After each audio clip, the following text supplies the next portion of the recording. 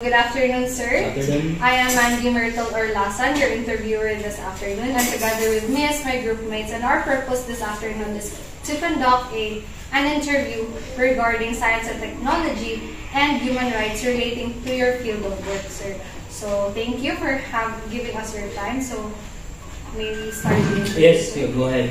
So one of our questions, sir, is that you work in a field that's increasingly reliant on technology. So how has technology changed the way you respond to disasters?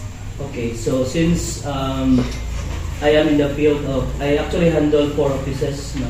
I handle the physical plant office, which caters our construction of building. And at the same time, I also handle the disaster risk reduction office. So our rescue team of NBSC, I am the one who handle. I also handle safety and security office, and at the same time I also handle the general services unit. We're in the maintenance and cleanliness of our school, the job requests in terms of our electrical, our plumbing, repairs, carpentry, all of the requests of our school. No? In terms of your question about how technology helps in the response of disaster. First and foremost, for example, in our construction of building, because of technology, we are able to determine the fault line of our building. And because of that, because of the technology that we are able to determine the fault line, we are able to construct building that is resilient to earthquake. So, for example, this building alone, this is IT construction, and the next phase we are having a construction of TEP building, an IT building worth 45 million, and we are, because of technology, because we had a consultant who have technology in determining the fault line, we are able to build a baseline and a foundation that is very resilient to earthquake, and because of that, it helps in the prevention of disaster if earthquakes come. And at the same time, because of technology, because I am also in the rescue department, because of technology, we are able to detect weather condition. And because of that weather condition, we are able to prevent disaster from happening. And at the same time, we are able to predict amount of rains so that we can give a warning to the people of Manolo Fortix, our community, and our institution as a whole. So I think technology is very helpful in my line of work. But technology also brings ethical dilemmas. What are some of the biggest human rights concerns you see in the use of technology during disasters? In my experience, I haven't personally experienced violation of human rights of technology in our field. But based on what I've observed in the community, in the social media, there are issues regarding privacy of drones, for example, or cameras that people are being captured. So I think one issue of violation of human rights because of technology is the privacy aspect. That is why we have to be very careful in using technology to expose personal lives of our people. We have privacy law. That is why it's very important that when drones are being used, or even cameras during disaster, to capture location, to capture the event, we have to ascertain that the privacy of the people are being respected.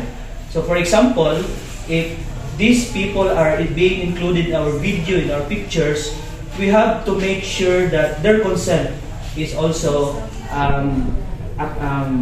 asked, whether they're being included in the interview, in the footage, or in the publication of the social media, or even publication in the social news.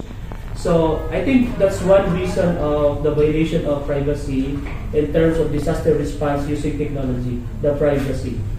And maybe another issue of human rights I observed in other countries, because of very sophisticated technology and modernized equipment, the value of people and their work is being questioned. So for example, there are jobs that can be catered using technologies. In other words, some people might not have enough work because this AI and robotics and other technology will replace persons in their work. So I think this is also a violation of human rights because we have to have a balance between the capability of technology and people. Because if that is the case, then some people might lose their job because of this very sophisticated and advanced technology. So I think in that area for now it's very gray. So we have to make a very clear rules and regulation, implementing rules and regulation in order to make balance of the technology and people at the same time, so that human rights will not be violated because of technology. I think that's it. So you also answered the two of the next questions, sir. So let's proceed. Okay. So in the aftermath of a disaster, communication is crucial. How do you address the challenge of misinformation and fake news spreading online? Okay. In our setting as state college, we have protocols of communication. So for example, after the aftermath of a disaster, there should only one official communication published in a school. So we are going to announce to the students, to the community, to the stakeholders that the information is only coming from our official publication.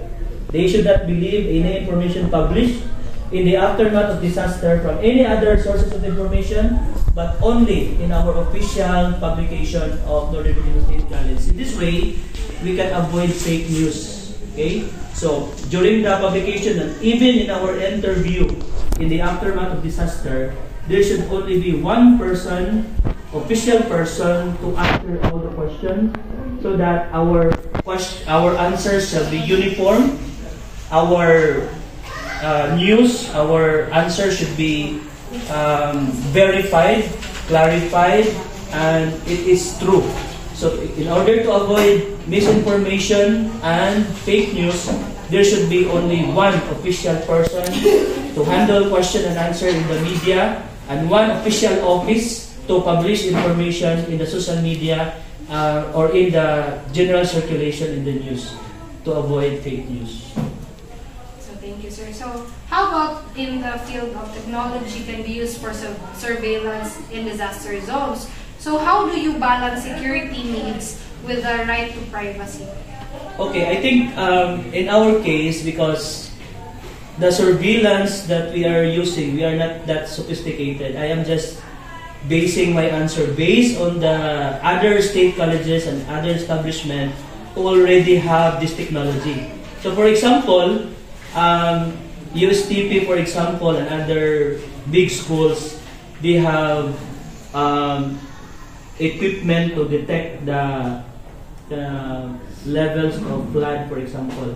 So I think that technology is being used in the state college, and there is no question on the privacy because it's only flood.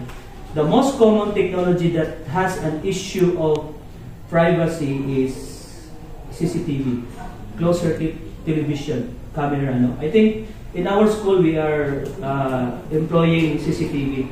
And I think, for me personally, because this is a state college, it is a public institution, I think there is no such thing as issue on privacy, because once you are in the vicinity of the school, once you are in the state college, your action should be guided by our rules. So I think there is no safety and security issue on privacy on this technology, because as a matter of fact, our CCTV are actually located in strategic areas only. We do not have CCTVs in the comfort rooms, because that is an issue of privacy. I think that's very obvious. So I think the uses for technology of our CCTV is not an issue of safety and security and privacy, because as I mentioned, this is a public institution and our rules of engagement, our actions, our words should be guided by our rules in the school. So I think there's no issue of privacy in using of CCTV in our school. And then other technology that we are using in construction in our school is we are using the GIS mapping in order to map the location of the buildings and other. And I think there is no also issue on privacy because we are only concerned of the location of the building and the neighboring community. No? We are only targeting the location in order to verify the location of this building and even other structures in order to strategically plan the whole area of the campus. I think that's all. So thank you so much, sir, for your time and answering all of our questions. So thank you for answering. That's all? Yes, sir. Okay. That concludes. Welcome. Thank you.